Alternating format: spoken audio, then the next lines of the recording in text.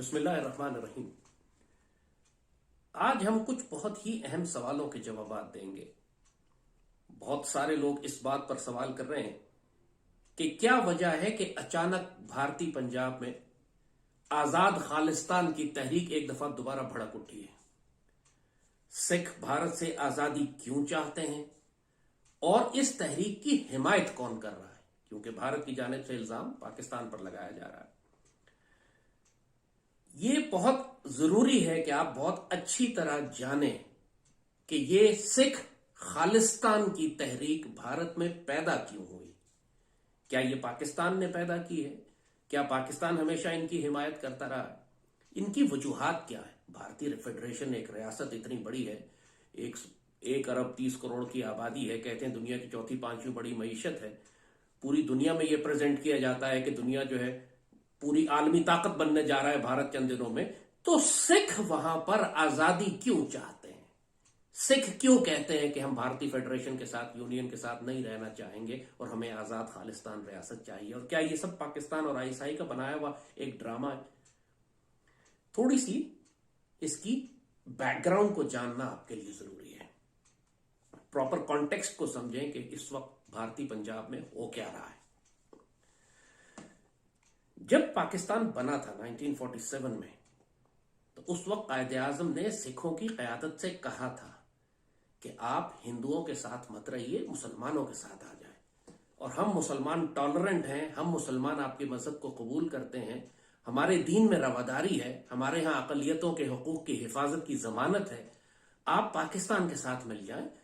اور اگر سکھ پاکستان کے ساتھ آ جاتے تو پورا ایسٹرن پنجاب بھی، جو آج بھارتی پنجاب ہے، اور وہ دہلی کے دروازوں تک تقریباً وہ ساری ریاست پاکستان کی ہوتی۔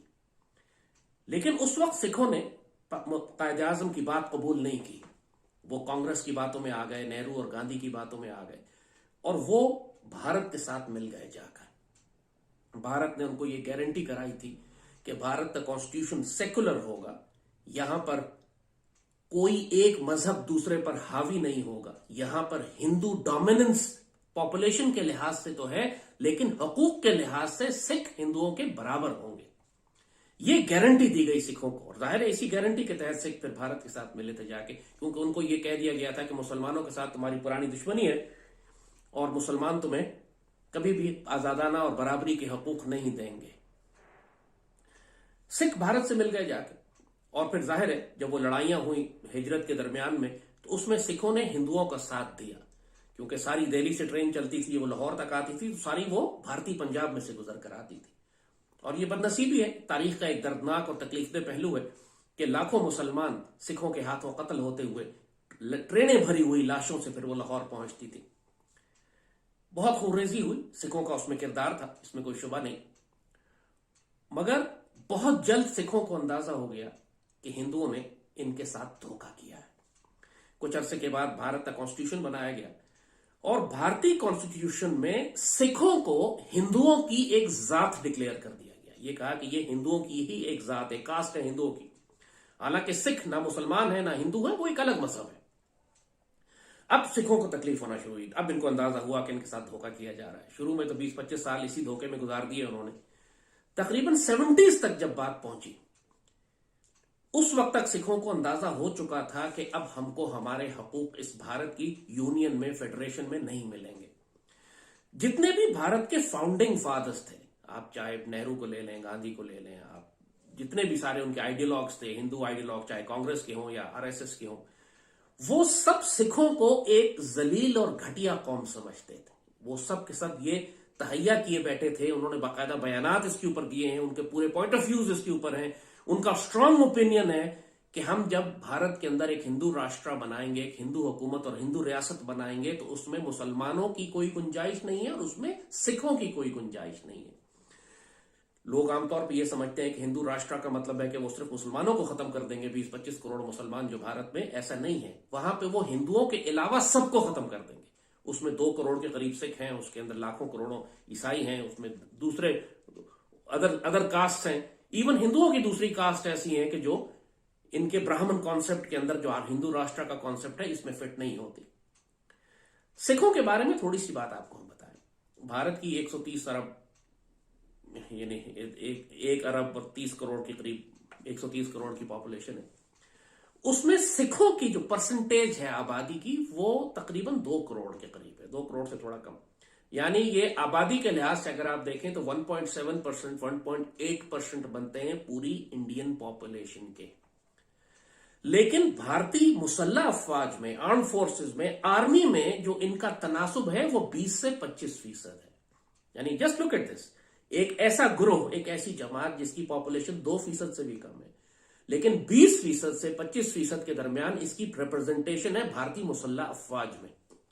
ہندو، بھارتی ہندو کمینہ ایز دے آر، انہوں نے سکھوں کو استعمال کیا ایز کینن فوڈر، ہمیشہ لڑنے کے لیے، مرنے کے لیے، ہندوؤں کے لیے قربانی دینے کے لیے، ہندو ریاست کو بچانے کے لیے ہمیشہ سکھوں کو آگے کیا کہ مرنے کے لیے ان کو آگے کھڑا کیا جائے. یہ ہمیشہ سے ہوتا ہے. ان کی فائٹنگ آرم فگرز ہی دیکھ لیجئے، سارے ایلیٹ فائٹنگ آرم جو انڈین آرمی کے ہیں سکھ ہیں سارے. اور جیسے کہا کہ 1%، 1.5% ان کی 2% آبادی ہے، لیکن 20% ان کو آرمی میں جگہ دی. اور ظاہر ہے کہ جب ان کو آرمی میں جگہ دی تو ان کو انڈسٹریلی، ٹیکنالوجیکلی ڈیولپ نہیں ہونے دیا ہندوؤں نے. جو بھارتی پنجاب ہے وہ تقریباً بھارت کی 3 بڑی ریاستوں میں آتا ہے جو غلہ پیدا کرتا ہے، خوراک پیدا کرتا ہے. اور پورا بھارت کھاتا بھی ان سکھوں کی محنت ہے. یہ سکھ کاشتکاری کرتے ہیں، زراعت اور غلہ اگاتے ہیں، اور پورا ہندو، 1 ارب ہندو جو ہیں وہ ان کی لگائی ہوئی خوراک اور ان کی لگائی ہوئی کاشتکاری اور زراعت اور گنا اور فصلیں اور جو بھی سارا سلسلہ ہے وہ ہندو کھاتا ہے ان کی محنت کو. پنجاب کی ساری فرٹائل لینڈز ہیں، دریا یہاں سے سارے دریا ان کے پاس سے نکلتے ہیں. جس طرح پاکستانی پنجاب میں 5 دریا آتے ہیں، یہ بھی پنجاب ہے، یہاں بھی وہی دریا ہیں. اور اسی طرح کی فرٹیلائز سوئل ہے، اسی طرح کی بہت اچھی زرخیز زمین ہے، اور وہی غلہ اگاتے ہیں جس طرح پاکستان میں پنجاب جو ہے غلہ اگاتا ہے. تو اب آپ یہ دیکھیے کہ سکھوں کے ساتھ بھارت میں ہو کیا رہا تھا. 2% پاپولیشن ہے، 20% ان کو فوج میں جگہ دے کے مروانے کے لیے ہمیشہ آگے رکھا، مشکل آپریشن پہ، فرنٹ لائن پہ، پاکستان کے خلاف لائن آف کنٹرول پہ، چین کے خلاف ہر جگہ ان کو آگے کھڑا کرتے ہیں، مشکل آپریشن پہ ان کو آگے بھیجتے ہیں مرنے کے لیے. ہندو اپنے آپ کو پیچھے رکھتا ہے. یہ محنت کرتے ہیں، اگاتے ہیں، خوراک پورا ہندو کھاتا ہے. ان میں انڈسٹریز نہیں لگائی، ٹیکنالوجی نہیں لگائی، یہاں پر ان کو اسی طرح پسماندہ رکھا. اور یہ آپ اگر تھوڑا سا سرچ کر لیں آپ کو معلوم ہوگا کہ لاکھوں کی تعداد میں پنجاب کے سکھ کاشتکار ہر سال خودکشی کر لیتے ہیں. کیوں؟ اس لیے کہ اتنا غریب رکھا گیا ہے ان کو، اور اتنے بھاری قرضے ان کو دیے جاتے ہیں فصل لگانے کے، چاہے کاٹن لگائیں چاہے دوسری چیزیں لگائیں. اور جب وہ اپنا قرضہ ادا نہیں کر سکتے تو بیچارے خودکشی کر لیتے ہیں. بھارت میں قانون ہے کہ اگر گھر کا باپ نے قرضہ لیا ہے، ایک بڑے بوڑھے کسان نے قرضہ لیا ہے اپنے نام کے اوپر، اور وہ جب مر جائے، اگر خودکشی کر لے یا مر جائے تو قرضہ باقی خاندان کو معاف ہو جاتا ہے. تو یہ اپنے پورے خاندان کو قرضے سے بچانے کے لیے ہزاروں لاکھوں کی تعداد میں سکھ ہر سال خودکشی کر لیتے ہیں، اپنے آپ کو مار لیتے ہیں، کیونکہ وہ قرضہ نہیں ادا کر سکتے. تو ان بیچاروں کو تو ذلیل و رسوا کر کے رکھ دیا بھارت کے اندر. پچھلے 50 سال کے اندر، یعنی جب سے بھارت بنا 76-75 سال ہو گئے، 3 نسلیں نکل آئیں. اب سکھوں کو اچھی طرح اندازہ ہو چکا تھا بائی 70s کہ جی ہمارے ساتھ ہندوؤں نے ہینڈ کیا کیا ہے.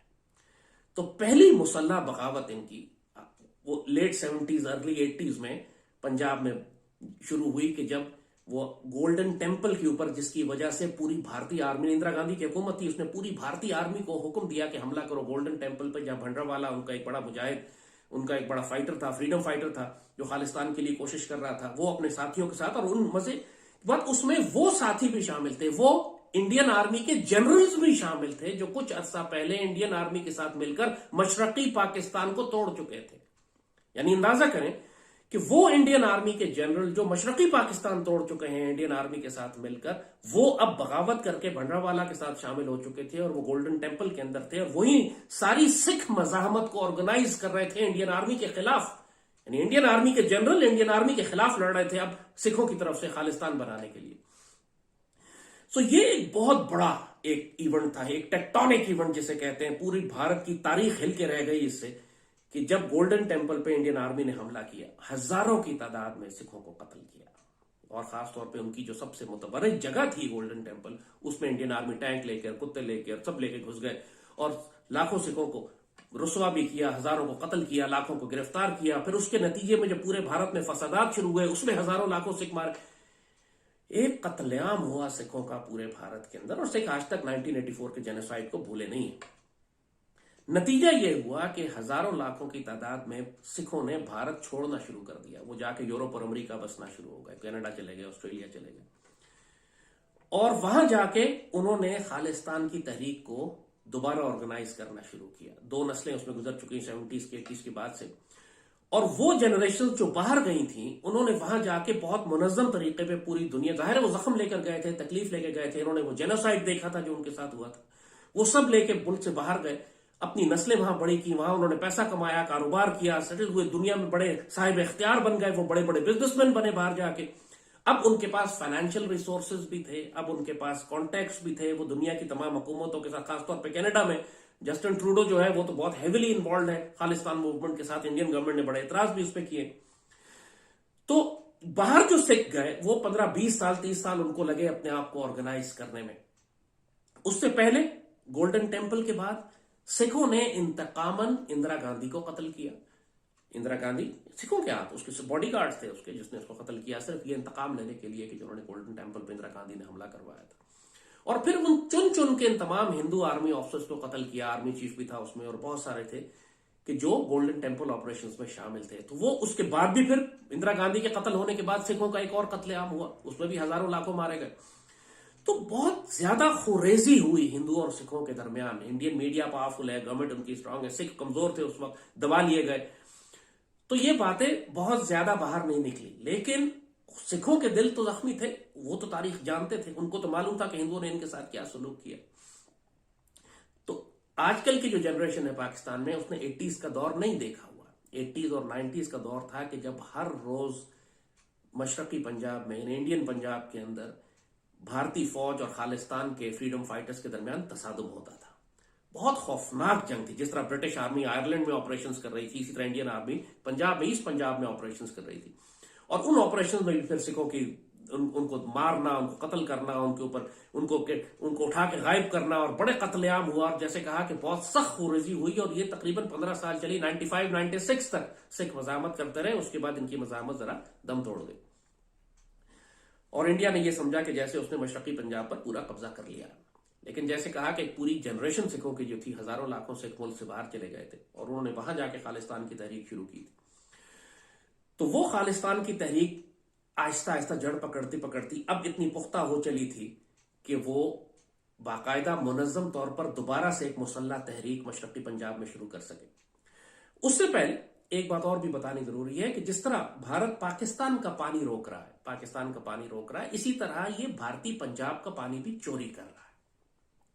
भारत ने बहुत बड़ी एक नहर बनाई है, इंदिरा गांधी कैनाल कहते हैं उसको, और वो भारतीय पंजाब के दरियाओं से पानी लेकर हिंदुओं के साउथ राजस्थान तक, पाकिस्तानी बॉर्डर के साथ साथ जो राजस्थान का सूबा लगता है, उस पूरे राजस्थान के रेगिस्तानों को सैराब करने के लिए वो नहर बनाई है उन्होंने, जो पाकिस्तानी बॉर्डर के साथ साथ चलती है और पूरे रेगिस्तान में हिंदुओं की जमीनों को सैराब करती है। अब जाहिर है सिखों को इस पर भी तकलीफ है, होनी भी चाहिए।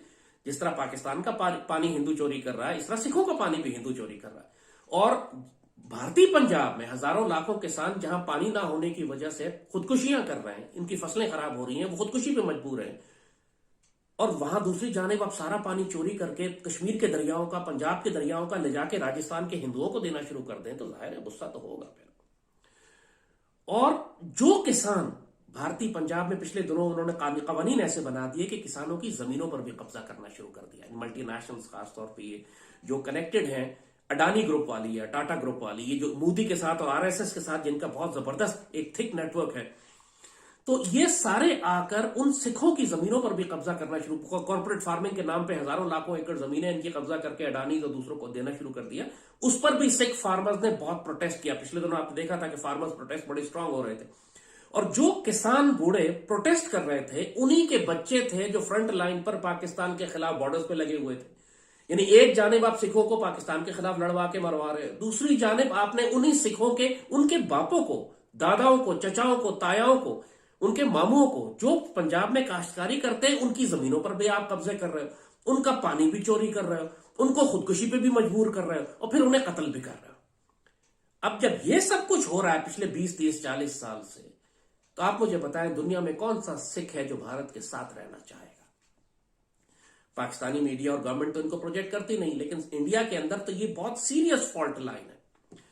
तो नतीजा यही हुआ कि 20-25 साल के बाद वो तमाम सिख 95 की रेजिस्टेंस तकरीबन जब खत्म हुई, उसके 20-25 साल लगे, अब आज 2023 तकरीबन आ गई, इतने साल 30 साल के दरमियान वो सिख पूरी तरह दुनिया में ऑर्गेनाइज्ड हुए। खालिस्तान रेफरेंडम 2020 में शुरू हुआ था पूरी दुनिया में।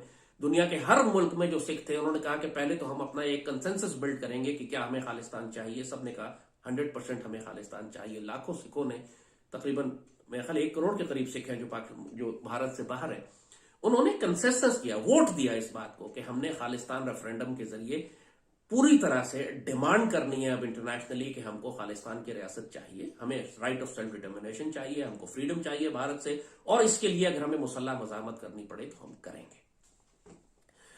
सो ये जनरली मैंने आपको रीजन बता दिया है कि क्यों सिख बगावत करते हैं बार बार। ये एक दफा का नहीं है, ये पाकिस्तान सपोर्ट, इसमें किसी एक बात को पाकिस्तान सपोर्ट नहीं कर रहा। क्या पाकिस्तान ने उनके पानी बंद किया है? नहीं। क्या पाकिस्तान ने ये सारी हिंदू राष्ट्र बनाने की जो आइडियोलॉजी है कि पूरे भारत में हिंदू हुकूमत होगी, क्या ये पाकिस्तान का आइडिया है? नहीं। क्या पाकिस्तान जो है वो सिखों को मरवाता है, आर्मी में भर्ती करवा करके पाकिस्तान से लड़ो और सारे सिख मारे जाएं? नहीं।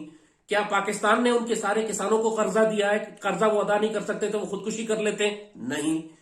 क्या पाकिस्तान ने इंदिरा गांधी कैनाल बनाई है? नहीं। कोई भी काम इसमें से पाकिस्तान ने नहीं किया हुआ। तो पाकिस्तान पर ये कैसे इल्जाम दे सकते हैं कि पाकिस्तान सिखों को भड़का रहा है? भड़का तो तुम खुद रहे हो। इंदिरा गांधी को सिखों ने कत्ल किया था, इंदिरा गांधी ने गोल्डन टेम्पल पे हमला किया था, पाकिस्तान ने तो नहीं हमला किया था। सो एक सिंपलिस्टिक और नाइव सोल्यूशन भारतीय निकालते हैं सारी प्रॉब्लम का, जी पाकिस्तान और आईएसआई सपोर्ट कर रही है। लेकिन जो पिछली भारत बनने के वक्त से लेकर 47 से लेकर आज तक तुम जो सिखों के साथ जुल्म करते आ रहे हो और आज भी करते चले आ रहे हो, उसको कन्वीनियंटली ये गायब कर देते हैं जैसे वो कोई इशू ही नहीं है। सिखों से पूछे तो वो पाकिस्तान की बात नहीं करते। सिख कहते हैं हमें हिंदुओं से प्रॉब्लम है। हिंदू राष्ट्र का मतलब है कि सिखों को आप सिख नहीं रहने देंगे, सिखों को आप जबरदस्ती कत्ल करें। जाहिर है जब 1 अरब हिंदू है और 2 करोड़ सिख हैं तो सिखों का क्या चांस है बचने का? सिख उसी सूरत में बच सकते हैं कि जब एक सेकुलर रियासत हो। अगर आप हिंदू रियासत बनाएंगे तो सिखों का सर्वाइवल नामुमकिन हो जाएगा। जैसे 20 करोड़ मुसलमानों को जिबा करने जा रहे हैं वैसे ये 2 करोड़ सिखों को भी जिबा करेंगे। अब सिख चूंकि मार्शल रेस हैं, इनमें मिलिटेंसी है, वो फौज के अंदर भी रहे हैं, वो हम हिस्टोरिकली कल्चर उनका ये है कि वो एक तलवार और हथियार और जंगी एक मार्शल रेस है, तो वो रेजिस्ट करते हैं हिंदुओं को। मुसलमान बेचारों को तो हाल ही खराब कर दिया उन्होंने भारत के अंदर, वो क्या रेजिस्ट करेंगे? सिर्फ कश्मीर के मुसलमान हैं जो मज़ाहमत करते हैं। तो अब ये सूरत हाल 2020 रेफरेंडम के बाद अब इतनी भड़क चुकी थी और सिख इतने ऑर्गेनाइज हो चुके थे, इतना पैसा इनके पास था, दुनिया में सिख बिलियनर्स हैं, अरबपति डॉलर्स में, कि अब वो फंड कर सकते हैं पूरी तरह खालिस्तान मूवमेंट को। और पूरी दुनिया से अब उनके कनेक्शंस इतने हैं, पूरी दुनिया में ये ट्रेडर्स हैं, ये बिजनेसमैन भी हैं। सिख हमेशा ट्रेडर होता है, तजारत करता है, तो इनके पास इतने कॉन्टैक्ट्स हैं ब्लैक मार्केट में भी कि ये असलहा भी प्रोवाइड कर सके भारत के अंदर अपने खालिस्तानी मिलिटेंट फ्रीडम फाइटर्स और मिलिटेंट ग्रुप्स को। पिछले दिनों आपने नोट किया होगा, जो बड़ी इंपॉर्टेंट बात है ये, कि जॉर्ज सोरोस एक यहूदी है, पूरी दुनिया में बहुत मशहूर और बहुत ताकतवर बिलियनर है वो, और ये शख्स मशहूर है पूरी दुनिया में हुकूमतों के तख्ते उलटने के लिए, मशहूर है बगावतें कराने के लिए, मशहूर है मिलिटेंट ग्रुप्स को फंड करने के लिए। और अचानक पिछले दिनों चंद महीने हुए, जॉर्ज सोरोस ने भारतीय हुकूमत के खिलाफ ऐलान जंग कर दिया, खासतौर पे हिंदुत्व आइडियोलॉजी के खिलाफ। अब वो ये कह रहा है भारत में डेमोक्रेसी लानी चाहिए, भारत के अंदर अकलियतों को हकूक नहीं दिए जा रहे, भारत के अंदर जुल्म किया जा रहा है मुसलमानों पे और सिखों पे। अब वो एक बिलियनर अचानक भारत के खिलाफ क्यों हो गया? और ऐसा बिलियनर कि जो मशहूर है पूरी दुनिया में हुकूमतों के तख्ते उलटने के लिए, ब्लैक लाइव्स मैटर मूवमेंट जो अमेरिका में चल रही है ट्रंप के खिलाफ, व्हाइट सुप्रीमेसिस्ट के खिलाफ, वो सारी फंडिंग उसकी सोरोस कर रहा है। बहुत बड़े हजारों लाखों की तादाद में मिलिटेंट ग्रुप्स उन्होंने अमेरिका में बना दिए, मलेशिया ग्रुप्स। अब जॉर्ज सोरोस ने जब इंडिया के खिलाफ बात करनी शुरू की तो ये एक रेड फ्लैग था इंडियन गवर्नमेंट के लिए। जयशंकर जो उनका चीफ फॉरेन मिनिस्टर है इंडियन, उसने कहा एक्चुअली कि he is an old and dangerous man, बुढ़ा आदमी है, खतरनाक आदमी है, बिकॉज सब जानते हैं करता क्या है, हुकूमतों के तख्ते उलट देता है। इसका तसादुम हुआ अडानी ग्रुप के साथ। बेसिकली अडानी, आपने पिछले दिनों आपने देखा है कि 200 अरब डॉलर से ज्यादा नुकसान हुआ अडानी ग्रुप को। बहुत पावरफुल ग्रुप है, पूरी दुनिया में फैल गया हिंदू का, और इसने अडानी जो है पूरी दुनिया में कंपीट कर रहे थे इन्हीं यहूदी उनके साथ, फाइनेंसर्स के साथ, बैंकर्स के साथ और इंटरनेशनल इन्वेस्टमेंट्स ग्रुप्स के साथ। और जाहिर है कि वेस्टर्न जो सुप्रीमेसी है वेस्टर्न जो बैंकर्स हैं, वेस्टर्न जो मल्टीनेशनल्स हैं या मेगा कॉर्पोरेशंस हैं, वो किसी हिंदू को अपने मुकाबले पे नहीं आने देंगे। ये बिजनेस कॉम्पिटिशन भी है, पैसे का मामला भी है। अडानी ने कुछ बहुत ही खतरनाक काम किए हैं पिछले दिनों, जिसकी वजह से सोरोस और बाकी यहूदी जो है वो बड़े खिलाफ हुए हैं इंडिया के और अडानी के। अडानी ने पहला काम तो ये किया कि इन लोगों ने, अडानी और टाटा और इस तरह के जो बड़े बड़े ग्रुप्स हैं इंडिया के, अंबानी, ये सब क्या कर रहे हैं कि रूस से तेल खरीद रहे हैं। रूस पे इन्होंने पाबंदी लगाई थी, सोरोस और ये सारे जितने भी थे, ये रूस को तबाह करना चाहते थे, यूक्रेन की जंग शुरू करवाई। अब इनका ख्याल था कि हम पाबंदी लगा के रूस को माशी तौर पर तबाह कर देंगे, दुनिया का कोई मुल्क रूस से तेल नहीं खरीदेगा। ये हिंदू ज्यादा होशियार बन गए, इंडियंस, ये गए सीधा रूस के पास, उन्होंने कहा जी हम तुम्हारा तेल खरीदेंगे, और वो तेल खरीद के महंगे दामों यूरोप को बेचने लगे। सो जो मकसद था सैंक्शंस लगाने का रूस पर, वो भी एक बिल्कुल खत्म हो गया।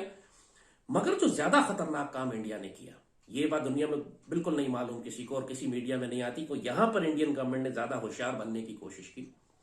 रशिया को वेपन्स की जरूरत थी, एमुनेशन की जरूरत थी। अब ये जो खाली टैंकर्स, ऑयल टैंकर्स जाते हैं रशिया तेल लेने के लिए, ये सारे वेपन से भरे हुए होते हैं इनके, क्योंकि Russian equipment 80% Indian military equipment जो है वो रशियन है, और वही इक्विपमेंट रूस इस्तेमाल करता है जो इंडियन आर्मी इस्तेमाल करती है, वही वेपन, वही एमुनेशन फैक्ट्रीज, वही सब कुछ है। अब इंडिया यहां पर ज्यादा स्मार्ट बनने के चक्कर में, क्योंकि रूस से जो तेल खरीद रहा है, तो जवाब में क्या दे रहा है, वो हथियार भी खरीद रहा है वहां से, S-400 सिस्टम खरीद रहा है, SUs खरीद रहा है, लेकिन जो असल रूस को जरूरत है जिस चीज की यूक्रेन में लड़ने के लिए, वो एमुनेशन है, वो वेपन्स है। रूस का हाल ये हो गया है कि वो सेकेंड वर्ल्ड वॉर के पुराने टैंक और पुरानी तोपें निकाल निकाल कर यूक्रेन भेज रहे हैं, क्योंकि नया इक्विपमेंट हर तरफ से अब इस्तेमाल होकर खर्च होकर खत्म होने पे आ गया। पूरी दुनिया सप्लाई कर रही है यूक्रेन को, रूस को कौन सप्लाई कर रहा है? रूस को इंडिया सप्लाई कर रहा है। अब ये वो बात है जो दुनिया में किसी को नहीं मालूम थी, लेकिन सोरोस को पता लग गया। अब जाहिर है वेस्टर्न वर्ल्ड को, वेस्टर्न इंटेलिजेंस एजेंसी को पता लग गया। अब चूंकि इंडिया इनके साथ क्वाड में और चाइना के खिलाफ खड़ा कर रहा है, बड़ी बड़ी पार्टनरशिप चल रही है, तो कोई पब्लिकली ये जलील नहीं कर रहा है रियासती सतह पर इंडिया को। लेकिन सोरोस तब किया, जाहिर है, क्योंकि वो तो जो उसको दुनिया में जो गेम प्लान इसने बनाया हुआ है, अडानी और टाटा और अंबानी ज्यादा होशियार बन रहे थे। और ये सारे ग्रुप वो हैं कि जो आरएसएस की ब्लैक मनी को भी वाइट करने का काम करते हैं।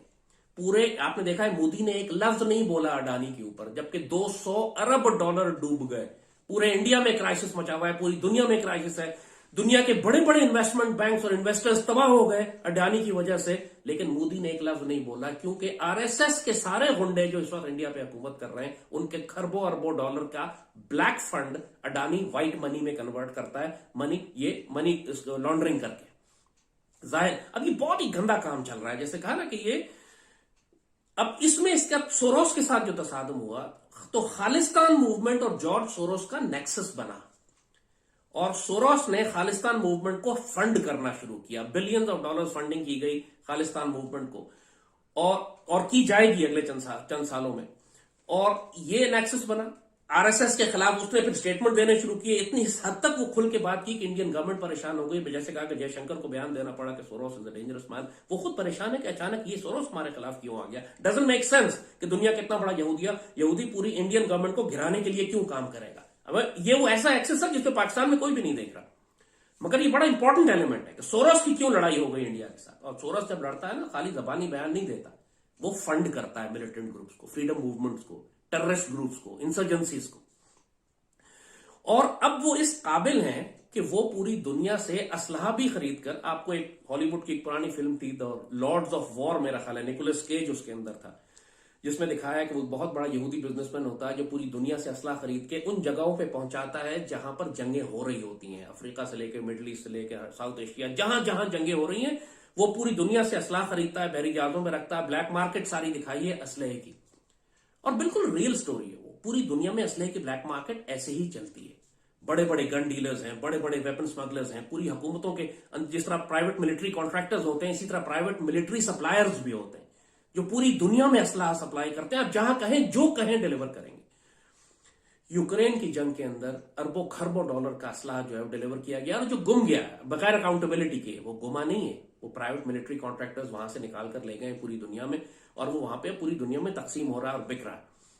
और वही असलाह अब वहां से तकसीम होके, साइफन होके, घूम फिर के मुख्तलिफ पोर्ट से होता हुआ अब वो इंडिया पहुंच रहा है खालिस्तान मूवमेंट के लिए।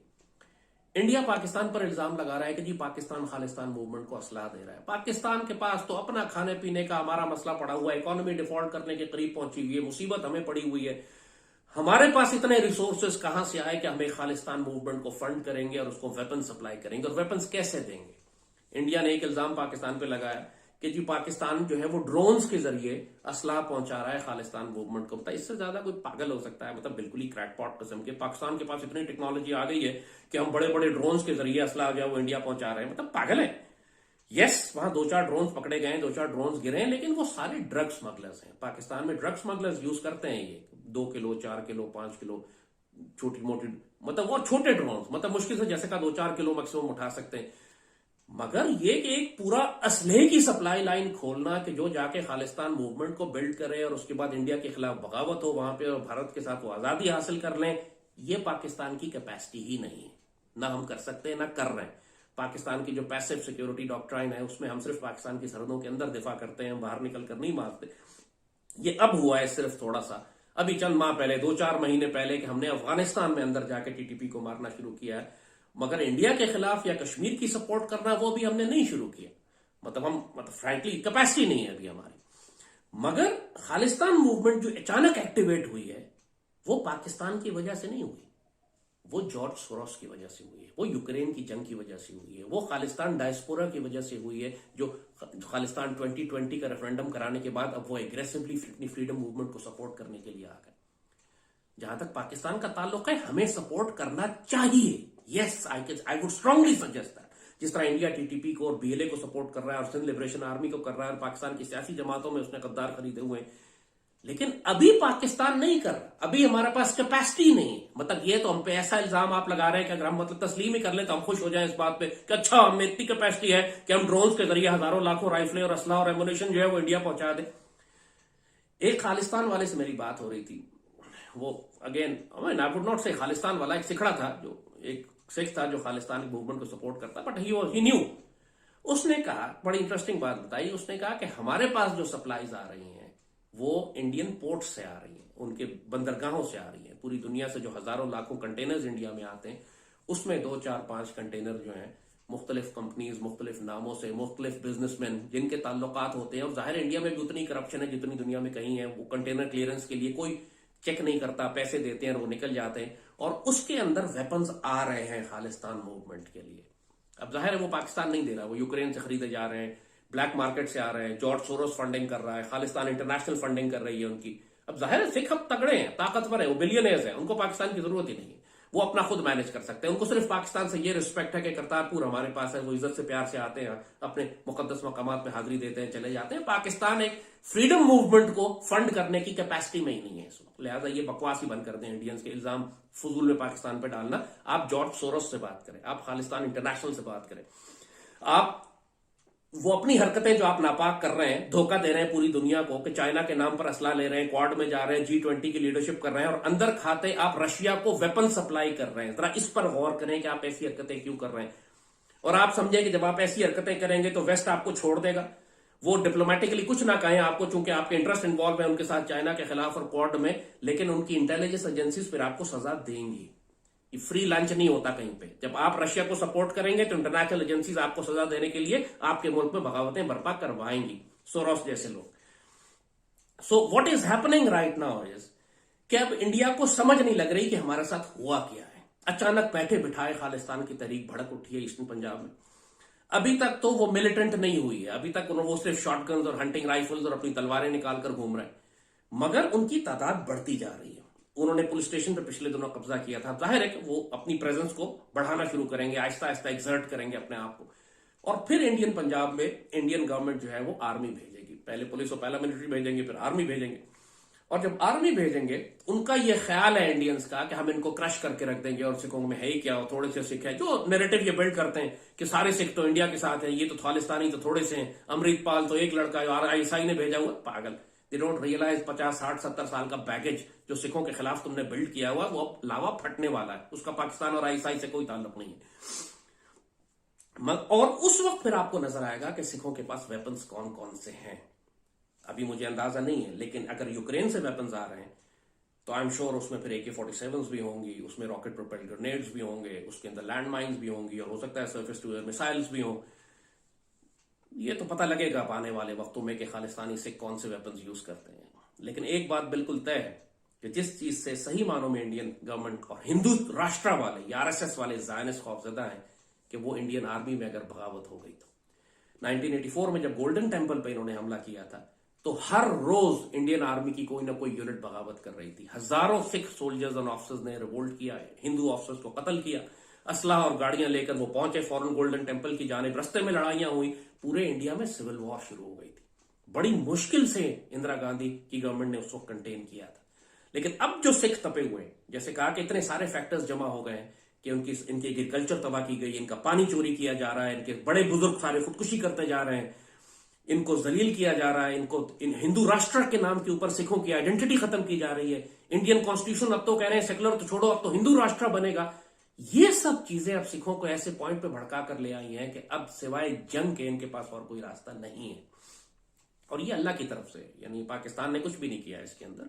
जैसे कहा कि ये ग्लोबल पूरे हालात दुनिया में और भारत के अंदर जो पिछले 50-60 साल से लावा पक रहा था वो अब आके फटने के करीब पहुंचा।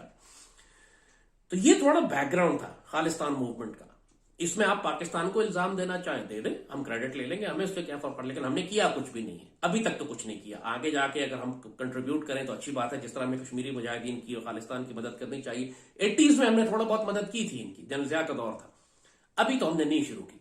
लेकिन अभी जो खालिस्तान मूवमेंट है, जैसे हमने कहा कि ये इंडिजिनस है, इसको इंटरनेशनल सपोर्ट है खालिस्तानी सिखों की और जॉर्ज सोरोस जैसी और वेस्टर्न इंटेलिजेंस एजेंसीज की, जो इस बात पर नाराज हैं कि इंडिया रशिया को एमुनिशन क्यों सप्लाई कर रहा है। अब ज्यादा होशियार बनेंगे जब ये आरएसएस वाले हिंदू, तो फिर मार भी खाएंगे। तो अब आप थोड़ा मार खाने के लिए तैयार हो। अभी तो खालिस्तान मूवमेंट शुरू हुई है, अभी तो पार्टी शुरू हुई है, आप देखेंगे कुछ अरसे में आपके साथ क्या होगा। बिला वजह पाकिस्तान पे इल्जाम लगा के प्रॉब्लम को सिंप्लीफाई करने की कोशिश न करें, अपने अंदर देखें जो जुल्म आप सिखों के साथ पिछले 50, 60, 70 साल करते आए हैं उनको रिजॉल्व करें, जो कि अब रिजॉल्व होंगे भी नहीं, क्योंकि आप पागल हो चुके हैं। आपने हिंदू राष्ट्र बनाना है, आपने पाकिस्तान पर भी हमला करना है, आपने सिखों को भी खत्म करना है। तो अगर एक नेचुरल अलायंस बन जाता है सिखों का और पाकिस्तान का, तो आप अपने आप को इल्जाम दें, पाकिस्तान को इल्जाम ना दें। हमने सिखों को खींच के अपनी तरफ नहीं किया, आपने सिखों को धकेल कर हमारी तरफ किया है। और डरे उस दिन से जिस दिन हमने सिखों की मदद करनी शुरू कर दी और उनकी गवर्नमेंट इन एग्जाइल हमने पाकिस्तान में बना ली। खालिस्तान को जगह तो चाहिए बनने के लिए, चाहे वो कनाडा में बने या पाकिस्तान में बने। गवर्नमेंट इन एग्जाइल असल खालिस्तान इंडियन पंजाब में बनेगा। जितने भी इस वक्त खालिस्तानी सिख आजादी के लिए लड़ रहे हैं वो इस बात को रिस्पेक्ट करते हैं कि अब एक पाकिस्तान एक रियासत है, इसकी जोग्राफियाई हदूद की इज्जत की जाएगी और जो भारतीय पंजाब है वो सारा खालिस्तान की रियासत वहां कायम होगी। लिहाजा ये बकवास भी इंडियन प्रोपेगेंडा बन कर दे कि जी खालिस्तान का पहले हेड ऑफिस तो लाहौर में हुआ करता था, कैपिटल, लिहाजा अब लाहौर भी लेंगे। इस तरह नहीं है। पूरी दुनिया के अंदर जोग्राफिया तब्दील होते रहते हैं, पूरी दुनिया के अंदर पॉलिटिक्स तब्दील होती रहती है। एक जमाना था कि जब मुसलमान हुकूमत जो दिल्ली में थी वो काबुल पर भी हुकूमत करती थी, लेकिन अब वो रियलिटी तब्दील हो गई है। अब काबुल की हुकूमत दिल्ली पे हुकूमत नहीं करती, लिहाजा काबुली क्लेम करें कि दिल्ली भी हमारा है, मज़ाक़ खेज बात हो जाएगी। लिहाजा अब जो आने वाले वक्तों में है, आपको नजर आएगा खालिस्तान की तहरीक उठते हुए, एक बगावत बिल्ड होगी। और मैं दुआ कर रहा हूं जिस दिन भारतीय फौज में बगावत हो, because that will be the end of Indian union. Hindu बनिया इस वक्त पैनिक कर रहा है, वो खौफजदा है, घबराया हुआ है। बिल्कुल क्लियरली आपको नजर आ रहा है कि उनके अंदर एक वो एक्सपेक्ट ही नहीं कर रहे थे कि अचानक लावा खालिस्तान का कैसे फटेगा। तो पागलपने में वो पाकिस्तान पर हमला भी कर सकते हैं। हमला तो उन्होंने वैसे भी करना था, कल करना था, वो आज कर देंगे। So we should also be prepared. तो अब एक आने वाला वक्त जो है वो तसादुम का है। भारत में खाना जंगी भी होगी, पाकिस्तान के खिलाफ भी जंग करेंगे वो, और भारत के अंदर मुसलमानों को भी कत्ल करेंगे। ये सब कुछ होने वाला है। अब इसमें पाकिस्तान का कोई किरदार नहीं है, लेकिन हमें आने वाले वक्तों के लिए तैयार रहना चाहिए। पाकिस्तान जिंदाबाद। हम पंजाबी हैं, हम हिंदुस्तानी नहीं है भाई। पंजाब का प्राइम मिनिस्टर बनता था पंजाब का। आप दुबई में थे, दुबई से वापस आए, इंडियन पासपोर्ट आपके पास है, परिवार आपका हिंदुस्तानी है। पासपोर्ट ट्रैवल डॉक्यूमेंट होता है। महात्मा गांधी के पास ब्रिटिश इंडिया का था, तो वो ब्रिटिश इंडियन थे, वो इंडियन नहीं थे, ब्रिटिश इंडियन थे। आपको हिंदुस्तानी बोलने में क्या नहीं, ऐसे प्रॉब्लम नहीं, आपत्ति नहीं। जो हमारी आइडेंटिटी नहीं हो, अब बोलने में आपत्ति हो या ना हो मसला अलग है। जो आइडेंटिटी नहीं है, आप मुझसे पूछेंगे आप बंगाली हैं, मैं बोलूंगा नहीं हूँ। आप मुझे पूछेंगे गुजराती हैं, मैं बोलूंगा नहीं हूँ। आप मुझे पूछेंगे मराठी हूँ, मैं नहीं हूँ। मैं पंजाबी हूँ, सिख हूँ, हिंदुस्तानी नहीं। हिंदुस्तानी कैसे हो सकते हैं? हिंदुस्तान एक मतलब ये कैसे आप आइडेंटिटी क्या, हिंदुस्तानी आइडेंटिटी क्या होती है? एक कल्चर। सिख कौम इस देश ਵਿੱਚ है, हिंदू राष्ट्र दी ऐसी की तैसी।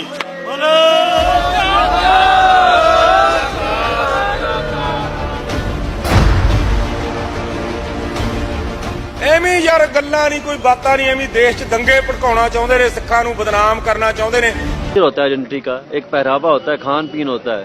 ये कैसा एक सिमिलर है, गुजराती का अलग है, बंगाली का अलग है, मराठी का अलग है।